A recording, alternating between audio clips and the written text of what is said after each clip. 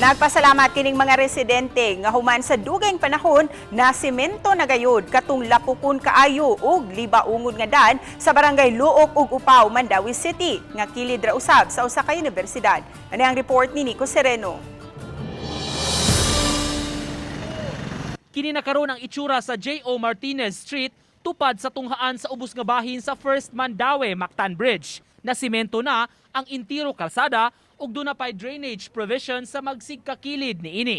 Ang maungdan, taod-taod nang gireklamo sa mga residente kay lapukon ug libaungon. Hilabihan sab kaabog kaniadto ang maong dapit nga sagad agian sa mga dagkong truck paingon sa kompanya ug warehouse sa unahan. Hindi na maglisod ang mga tao, gagi. Sa una day sir, Perti yung lisura, ang kuhan diri agianan, maglikay-likay mi diri, manong magtamak, piti ugawa.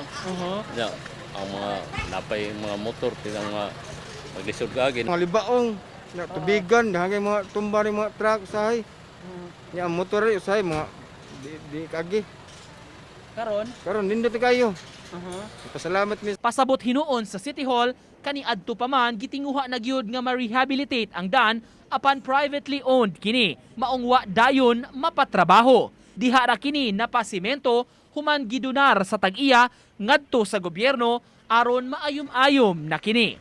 Uban ni Godfrey Relien, Nico Sereno, Balitang Bisdak.